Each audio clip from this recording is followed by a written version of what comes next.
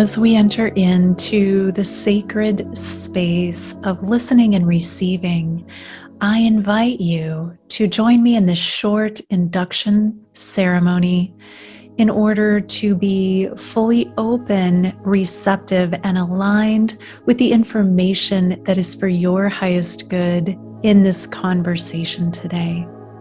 Begin by closing your eyes and taking a deep breath into the belly.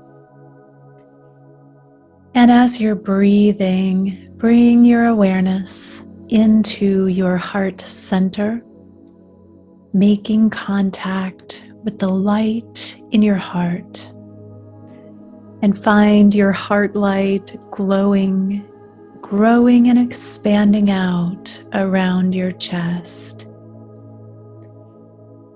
And now bring that light of your heart up through your crown center, through the top of the head, extending up all the way above you into central sun, making contact with the heart energy of central sun.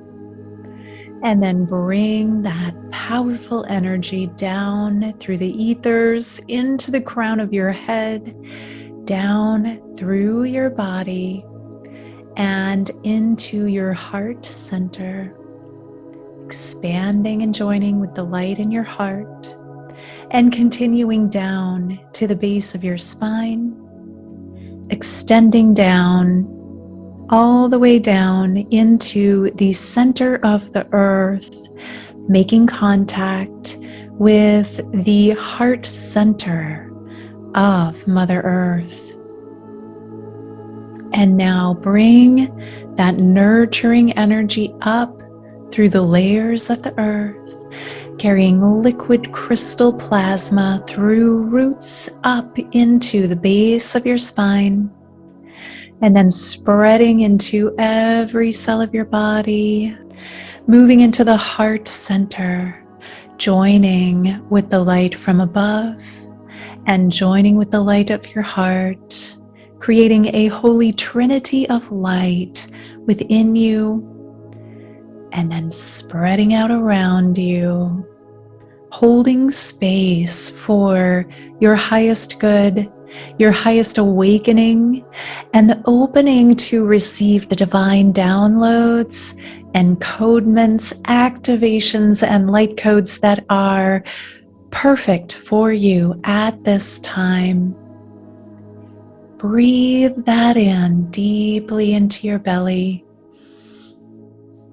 allowing yourself to expand in this energy and opening to step in to the container of receiving. Welcome to the Alchemy of Ascension, Season 6. And in this season, we are exploring expanded states of consciousness. I'm your host, Waxéla Sananda, and today I have the wonderful Steve Noble. Welcome, Steve. Hello, Waxela. How are you doing? So good, and I'm so grateful to have you. I have been wanting to do this interview with you for a long time, longer than you know. So, well, I love your background, by the way. It's very cosmic and beautiful mandalas. We match, yeah. Yes. So, I think many of our viewers and listeners already know who you are and what you're up to because you're so well known in the world of starseeds and spirituality. But I would love to have you share in your own words what you do and what your work is about. And yeah, go ahead and take it away. Well, the background is I'm born into a working class family in London, not spiritual, in fact, anti-spiritual. I think my parents were. And my working life, 20 years of normal work, of trying to be normal, trying to fit in, and having a wake-up call in 1991, which really launched me on my path, and that launched me out of that conventional work into become a director of a spiritual organization organizing spiritual author talks. I was a director for 13 years, meeting, putting on people like Deepak Chopra, Eckhart Tolle, Neil Donald Walsh, all those kind of Byron Katie, all those lovely, Julia Cameron, and having the blessing of having tea with them beforehand. And Marion Williamson, all the ones who are pretty well known went through there. And then in 2010, just before the 2012 trigger point, I got this call, leave the organization. And I really resisted it. I'm happy in this organization and I was doing what I wanted to do, but I knew I was kind of not growing anymore. And then I had a bit of a dark night of the soul, went in a dark night for 6 years, and then I came out of that dark night. And in that dark night, I had a disconnection from spirit, no intuition, no guidance, which was very unusual for me. And then when I came out of it, the voice said to me, okay, you're back now, time to get on with your work, Starseeds and Ascension. And I was like, not even a hello, really. It's like, okay, get on with it. And I was just like, oh, okay, fine. I meditated for 2 weeks thinking, do I want to do this? It's going to make me even weirder than my kids think I am already. But then I decided, you know what? I'm just going to say yes to it. Do the yes man, Jim Carrey film. Just say yes to it. That's my kind of motto at the moment. I said yes to it, and I started in 2016 offering workshops. People started flocking in. I was a bit overwhelmed, thinking no one's going to be interested. And then they were. 6 years later, now on YouTube, I'm doing transmissions, meditations, healing sessions, webinars, retreats, and it's all blossomed. Whereas at the beginning, I was kind of a bit hesitant and resistant. Now I'm like, hey, it all makes sense. Of course, all the things I've been interested in for years all connect in with what I'm doing now. So, yeah, I've written 6 or 7 books now.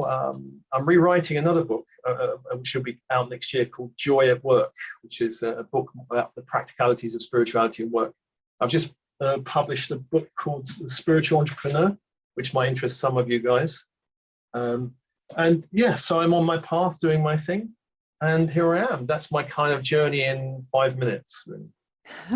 I love it. Thank you for sharing that so eloquently. And so one of the things you said that I really want to unpack a little more is that just say yes. And I think anyone on a spiritual journey bumps up against those times where we're kind of being prompted to do something that maybe doesn't feel like, well, that feels scary or threatening, or, oh my gosh, if I let people know this about me, who knows what's going to happen, right? I certainly had one of those experiences when I was, quote unquote, coming out and talking about things that have happened in my life. So how'd you get there from, oh my gosh, to yes? Oh, yeah. Well, I feel when we start waking up, there's a classic conflict that happens between our 3D ego, really. And the 3D ego has been useful in the 3D world. 3D world, I kind of look at it as many others do. The 3D world is the world of hard knocks. We kind of opposition to our light. It's like rocks are hard, water's wet. There is no manifestation, no miracles. There's nothing. It's just like 3D is as the papers describe. It's a world of judgment, blame, and who's right and who's wrong. And all the systems are based on, legal systems, political systems are based on that kind of thing. But then when the soul impulses wake up, the 3D ego goes, eek, we don't trust this, we don't understand this. And so the ego starts to resist, our own ego selves start to resist. Those selves could be perfectionist selves, achieving selves, stay safe, introverted selves, all of these selves started going, eek, what is this like? We don't trust this. And the process is of the soul trying to break through the kind of layers of ego programming that we've got in families, who we think we are, what we think we're limited by, all of that. And then slowly the light of the soul starts breaking through, and it causes some kind of, it's a very uncomfortable process usually. It wasn't comfortable for me anyway. Parts of us that feel wounded start coming up, the kind of shadow parts start coming up, and it's all like, what's going on, Then we start moving into 4D. 4D is a place of manifestation is possible, vision boards are possible, mantras kind of work, and rituals kind of work, and all of this kind of, the film The Secret talks about all of that. And 5D is a place where it's really a space of vibration. It's a space we rest in, of unity, consciousness, and love. So the soul is trying to get us to shift our vibration, to open us up, to change our direction, and it has to deal with all this ego programming. And there are 3 zones that we move through. that's kind of known, and now many people talk about this. The first one is the familiarity zone, which is what we know about. And this is the ego where we kind of settle. It's a bit like having a harbor and a boat where, you know, this is us, this boat, and we go, I'm going to change my life. I'll move my boat from there to there, and nothing fundamentally changes. We're just in the same area. And the soul is saying, no, no, go out to sea. Sea is where you're going to go. New landscapes is where you're going to go. And the ego is going, no, no, no, we're not going to do that. Eventually the boat goes out, and we discover a new landscape, which is one of growth, of learning, of expansion, of, hey, I've lived other lifetimes. Hey, there's a higher intelligence at work. Hey, there's guides and there's angels and all of this. This is like, whoa, there's a whole new zone. And the ego is trying to incorporate it. Eventually the ego kind of starts accepting it, and we develop a 4D ego. I mean, we don't kill the ego is still there. It just shifts and upgrades. And then there's another layer, which is the 5D zone, which is like, hey, I don't need to do all this work anymore. I don't need to kind of do the workshops and the retreats and the personal development. I've done endless stuff of that. And it's basically about resting in a place of high vibration consistently, and knowing, I think flow is a real key element of it, that being consistently in flow, this is what I'm feeling. Am I in flow? Is there a moment where I'm out of flow? Then back, how do I get back into flow? And this is something in 4D we take time to learn, but now I'm getting really good at going, hey, I'm feeling a bit off. Let's have a cup of tea, let's walk around the block, let's meditate, let's jump up and down, let's get back where I need to be, you know.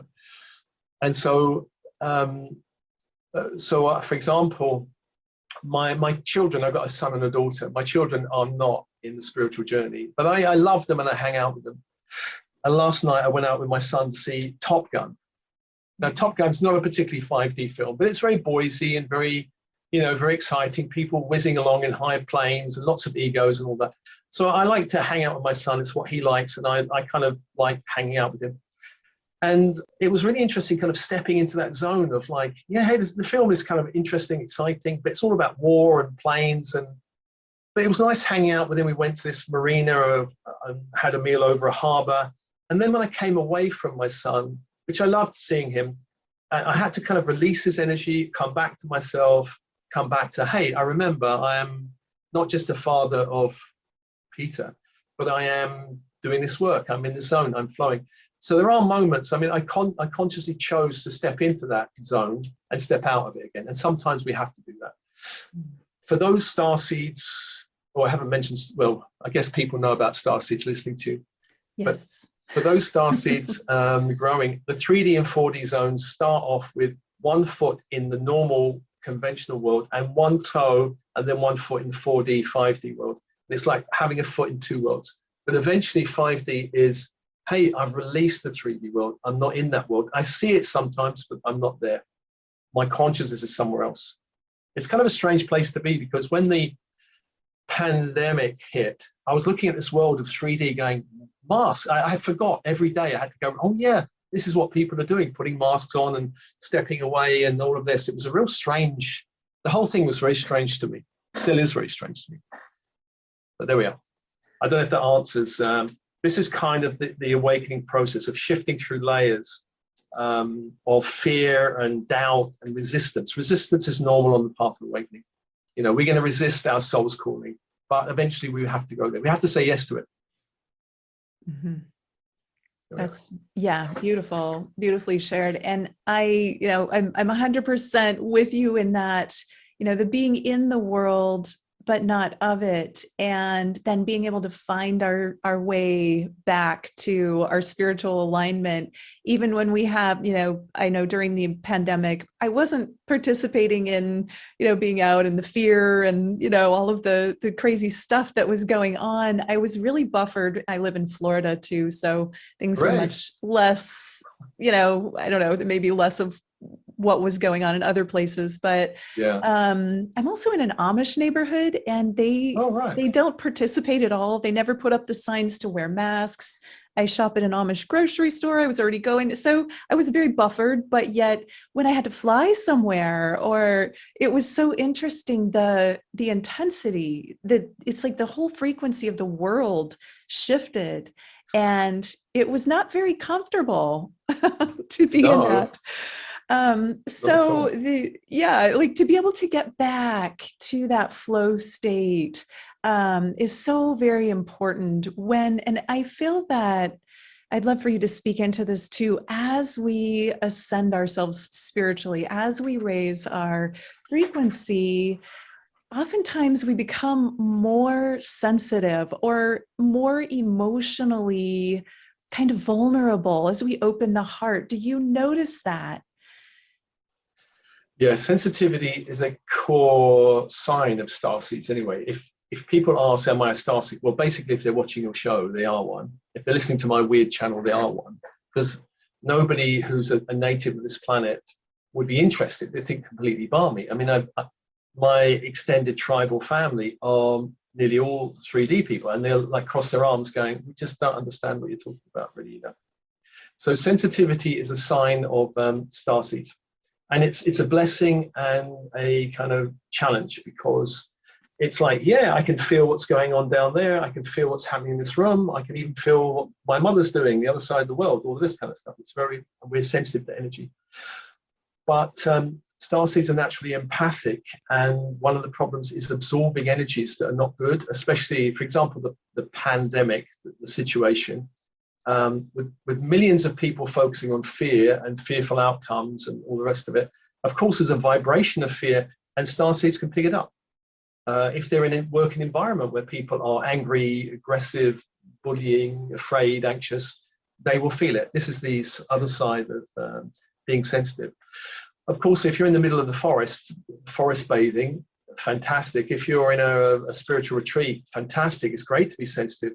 But it becomes a problem when you're in a 3D environment. And so energetic boundaries are really important. And starseeds often learn this lesson the hard way, especially if anyone listening to this has attracted a narcissist in their reality, then basically the soul's saying, you need to learn about boundaries. Let's send a narcissist your way, and then you will learn. Because narcissists will certainly teach starseeds about self-love, self-valuing, boundaries, because, you know, starseeds usually, yes, come on in, come and let me hug you. But a narcissist, I've had two really strong narcissists in my life, one in a work situation, one romantic. And both times it took me a long time to realize, oh my goodness, they are really this way. I didn't realize, it took me a long time to switch my mindset into it. So sensitivity, boundaries with sensitivity is really, strong boundaries, sensitivity is really important.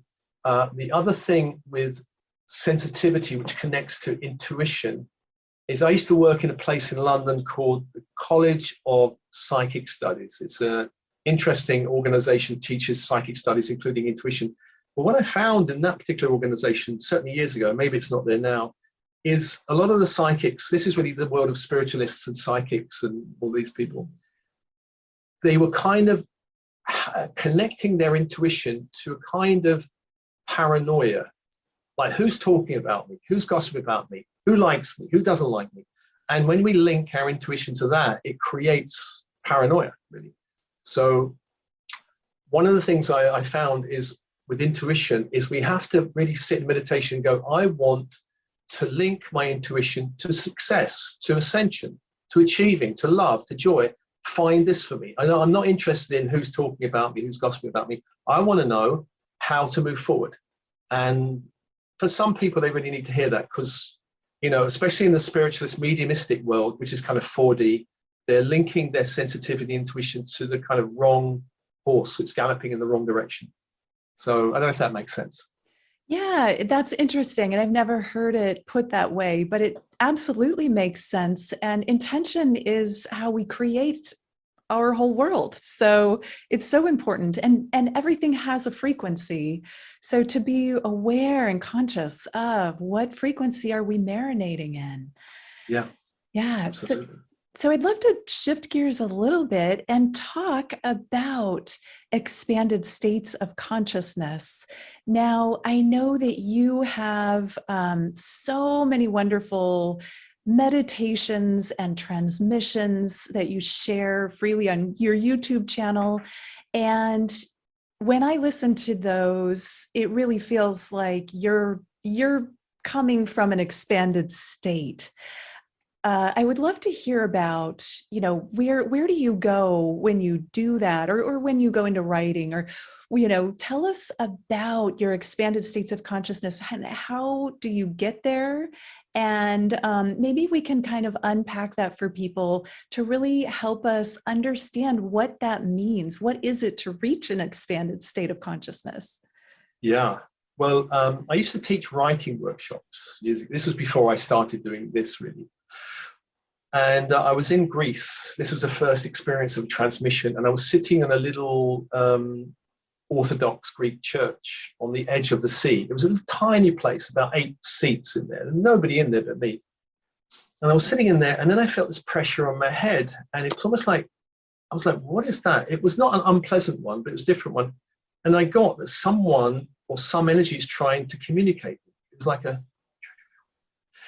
it took me 3 days to unpack who is it? What do you want? What do you want to tell me? And I just had to allow the download. And then it was the first transmission, which was called the Earth Star Goddess. And at the beginning, I resisted it, as I mentioned, resistance, because I felt I shouldn't be putting out a transmission for a goddess when I don't have a womb. This was my first thought. I don't have a womb. I can't do this. And the energies had told me, just get on with it. So I was like, all right. And then the process was really opening myself up in nature or places, in Shasta, Mount Shasta, in Glastonbury, to these kind of downloads. And they started coming in, in my office and in the dream state, in the bath, or walking, they would come. And in the beginning, I was just a passive recipient of these downloads. And I would ask them, who are you? What are you? What is this? And make sure I got it right. And I worked it through my body. And then I go, okay, this is from Myra. What is it you want to send? What is it you're trying to do? And then they would be put out.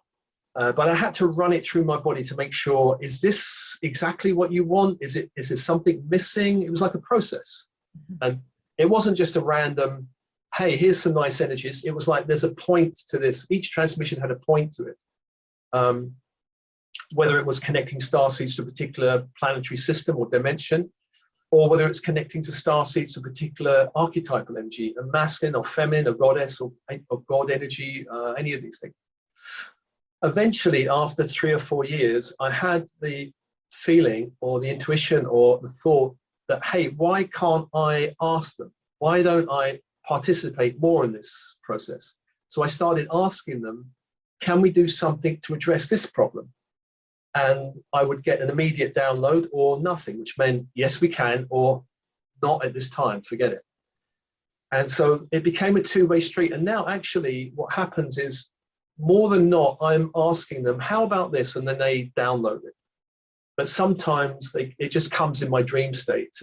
So for example, one of the recent ones, which was clearing or cleansing your bank account from interference, which is the one that's, I think, the most recent one up there, that came in the dream state because I felt someone trying to hook into my energy field and trying to hook into my light, and I had to neutralize them and clear them out, going, because this is what happens. Sometimes you get beings who try to hook into you, going, hey, we like your light, can we just have a little munch on it? And I'm like, no, go away. And then after that, I got the download about cleansing bank accounts. It was a indirect response to someone trying to hook into the light and the abundant energy that's going on at the moment. And then that came out, and I'm like, hey, so I just kind of run it through my system, and then I put it out. So that was really quick. Sometimes they take a long time. So an example would be, there's healing the inner adolescent meditation. It's been there for like months. It's just not clicked completely. I'm just leaving it there till I get told, okay, now finish it. Or there's about 6 or 7 on my desktop that I just made notes on, and they're just hanging because I don't know. So it's kind of, this is my process of doing it. Everyone has their own way. I'm primarily visual, kinesthetic. I mean, I can see things, I hear mostly, and it's just like an instant download knowing. Like, oh, it took 10 seconds. What is that? And I have to unpack it, like take me an hour. What was that? I have to kind of sit with it, and it unpacks in my system. So it's different for everyone. This is just my way of doing it. But as a writer, I remember most people these days think of genius as something they possess. You know, hey, he's a genius, she's a genius. But actually the ancient Greeks and Romans thought of genius as a kind of archetypal energy that came through someone that they open to. So the genius or the muse is with them. And so, I mean, I've got some tracks on my channel called, you know, Invoking the Muse. So the muse, the Greeks had this idea that the muse had all these different facets. So we can invoke this creative, inspirational energy, and it's with us as long as our energy is high, as long as our inner channel's open, as long as we're grounded, as long as we find our perhaps inspirational place, as long as we keep ourselves clear of lower interference. Then the channel, it's more natural. We're naturally connected. But if we're watching addictive TV, if we're hanging out with people who are drinking too much, watching stuff they shouldn't be watching, then we're kind of lowering our energy. So it's basically keeping our energy high, finding our inspirational place, and opening to the natural inspiration energy in the universe, and finding our own particular slant. My slant is different to a lot of other people on YouTube, you know, that I see. So we find our own natural way, and the soul or higher self will say, this is your mission, this is your way of dealing with it, and this is what we want you to do. And I mean, for my own mission, I think in my life I've been interfered with by lower energies and lower forces. So part of my mission is also clearing that out. So, you know, some people may have a mission of opening abundance. Some people may have a mission of opening up, balancing the masculine and feminine. We have different missions.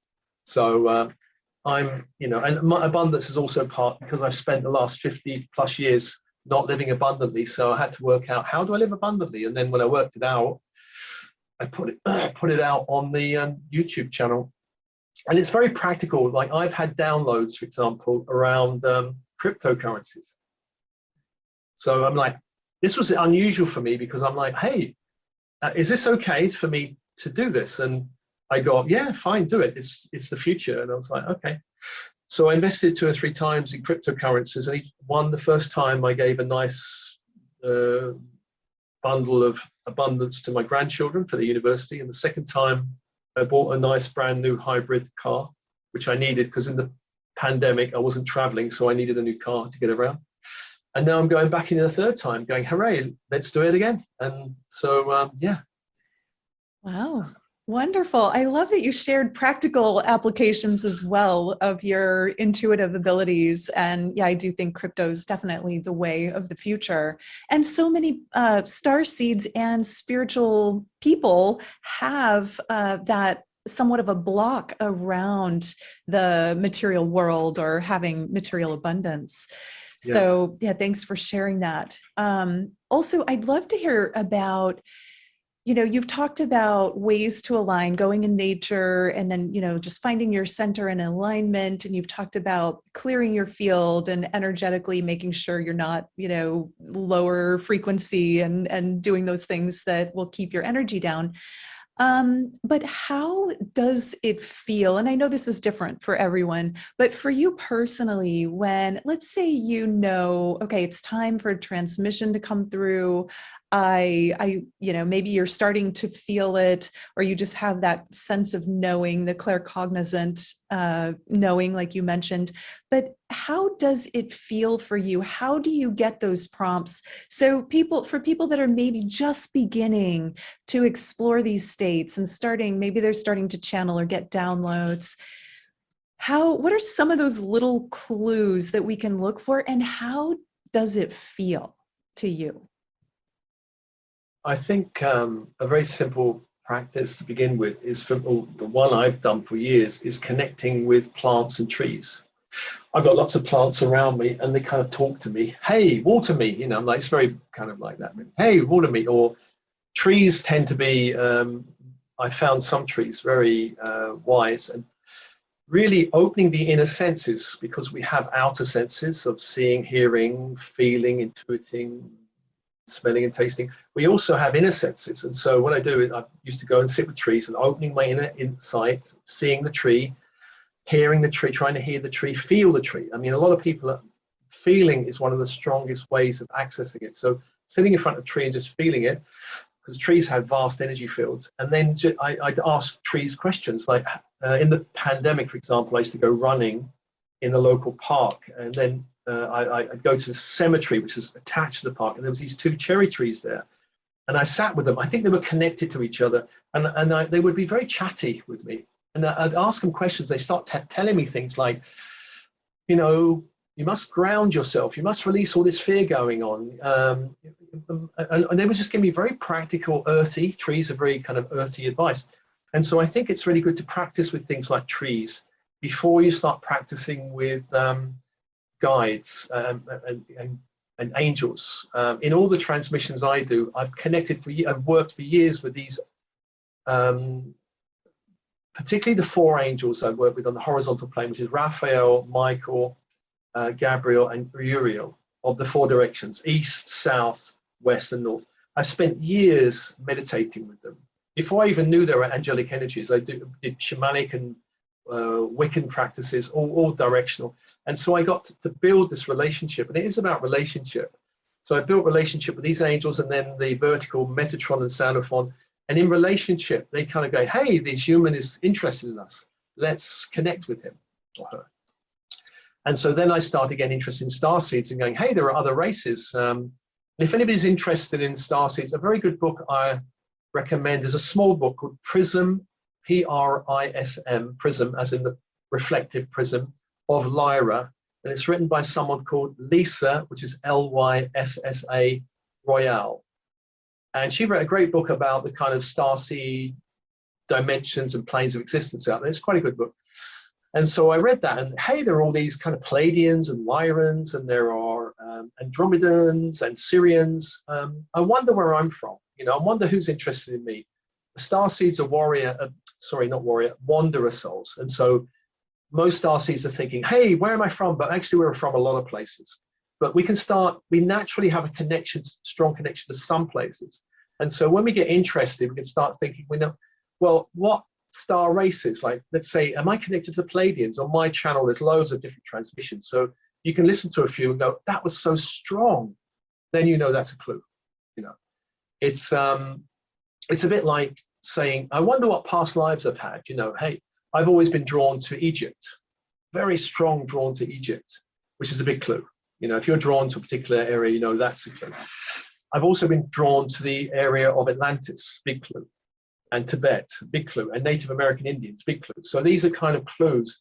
So there are clues around. Some people might listen to my channel or other people's channels and go, hey, angels, I feel such a strong resonance with them. Just sitting with them draws them nearer. They get interested in you, you get interested in them, and the connection starts, a bit like Avatar. You remember those kind of weird tentacle things they start to put out and they connect. It's kind of a two-way connection. When we make the connection, they, on the other side, realize we're interested in them, we want to talk to them, they start connecting with us. A very, very good place to start really is the higher self.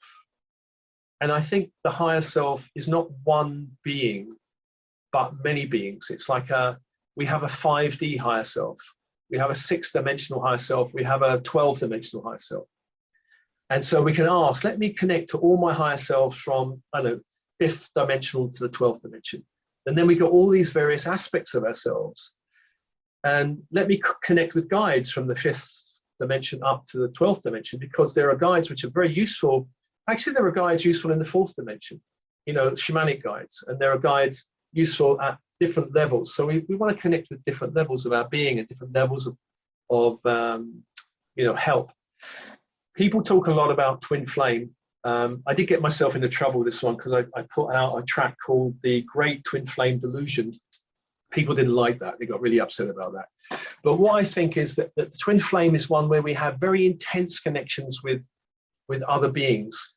But again, whether you call it twin flame or not, it's at different levels. We can have that kind of connection at the 5th dimension, 6th dimension, and upwards.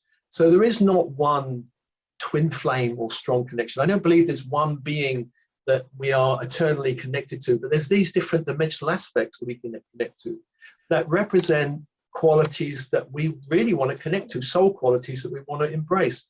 So I've met beings which I felt really strong resonance with that helped me connect or open up qualities from my own being. And they were really that kind of connection. But it's not just the one. I think it's a delusion going, hey, I've met my one and only person in the whole universe, and if they bugger off or if they kind of disappear, oh my God, I failed because they've left me. I think that's the delusion, really, and that's the problem people get themselves in. So a lot of these twin flame energies come in, interact with us, and then they leave.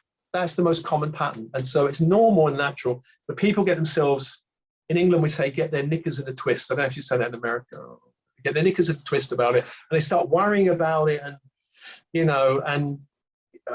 I think it's a bit of a problematic area. And I know people have created all kinds of work around the twin flame connection, but I would say that it's a multi-dimensional connection.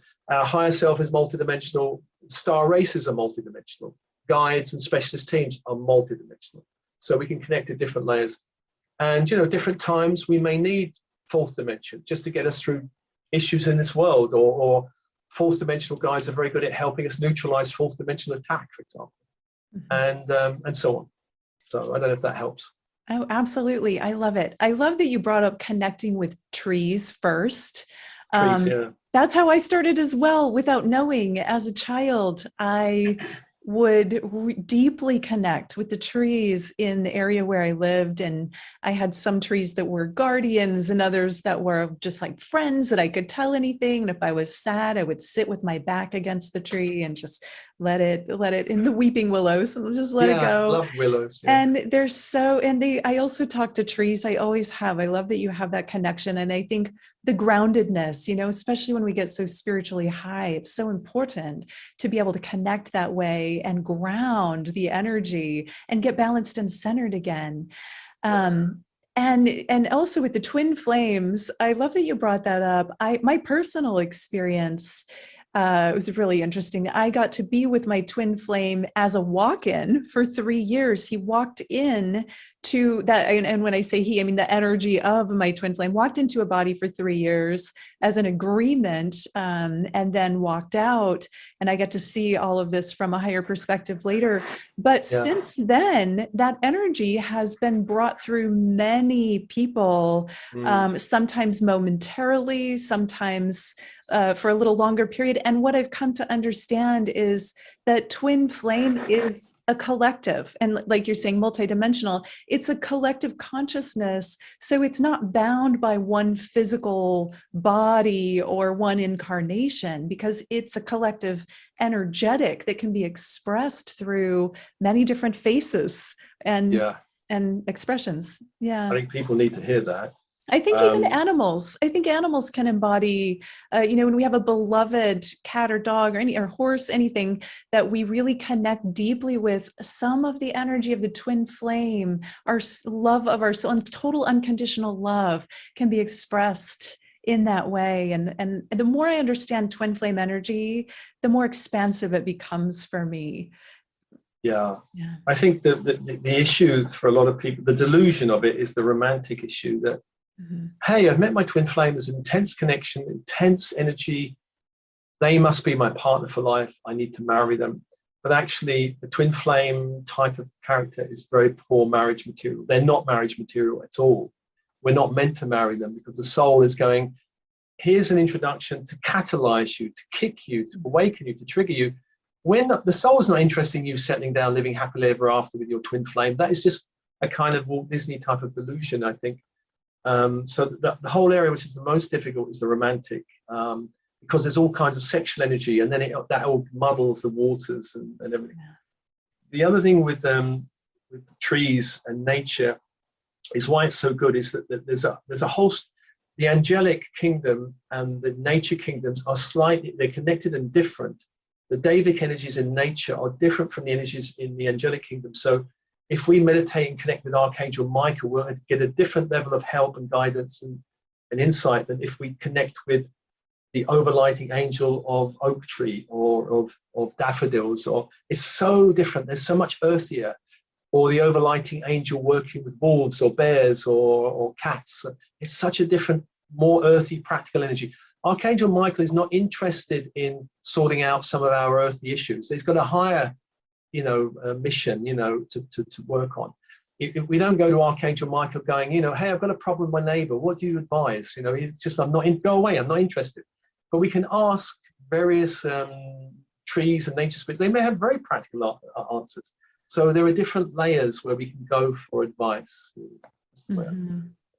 Yeah, absolutely. And I like that you presenced our intention of who or what we're connecting with, and that there's a certain place, like frequencies. There's a frequency of the archangels. There's a frequency of the star beings, the star lineage beings. There's a frequency of the galactic shaman. There's a frequency of the earth, the plants, and all of the planets, and everything has that. So to be clear on what you're looking to connect with, and then find the matching frequency and make the connection to the appropriate entity or energy that matches. Yeah, of course, we've opened a whole smorgasbord for people going, wow, I can connect to all these beings. I can connect to Gaia, the overlighting energy managing the whole planet. I can connect to angelic. I can connect to archangels of the sun, great central sun, archangels of the Pleiades and Sirius. I can connect with teams in spirit working with me, ascension teams, and so on. It's just like endless. Yeah. Like, yes, it's endless what's out there. It depends what you need. There's always some matching energy that you can go to and go, hey, but if you go to the wrong place for the wrong insight, the wrong wisdom, wrong guidance, then you're like, why is it not working? Why am I not getting, why am I not getting this? The other aspect of that is the Akashic records, which is a big thing now, accessing the Akashic records. And of course, we can go in the Akashic records, and a lot of people are going there, but we don't go there as voyeuristic. We're not going in there for information going, hey, and what was I in my last lifetime? Was I a queen of Lyra? Or we're going in there for information that's relevant to our current lifetime, and also for clearing that's relevant for our current journey. So there's two things about the Akashic. We can clear and we can find information. We're not there just to go and sit in front of a Netflix TV going, hey, wonderful, this is what I was in my last 10 lifetimes. That's not what it's about. And the Akashic records won't really reveal that. Or, it may be, hey, have I known this guy before in other lifetimes? Maybe you can access it, but maybe the Akashic records will just block it and going, not interesting, ask a better question. It's can be a bit like that, really. So that's the whole thing about going to the right place, having the right intention. I've had people ask me in sessions, does my husband still love me? I can't answer those questions. I'm blocked. I'm not allowed to answer. Which horse will win the derby? And, we can't answer those questions. Sometimes we get downloads. Like, I was quite surprised with the crypto, because I didn't think for a while, I thought guidance never would align me with money. I didn't think it was interested, but actually it was kind of a revelation. But it was really saying cryptocurrencies are of the future. Go into it and look into it. It wasn't saying go and make a load of money, but I thought I'll go into it and I'll explore and I'll try it out. So the guidance we get is not really to satisfy our ego. The guidance we'll get is really about our ascension journey. And I found that journey with cryptos is helpful for me in terms of abundance and helping others with abundance, because I do a lot. I've got a whole playlist of abundance on my channel. And really, you can't teach about something unless you've experienced it. It's very hard.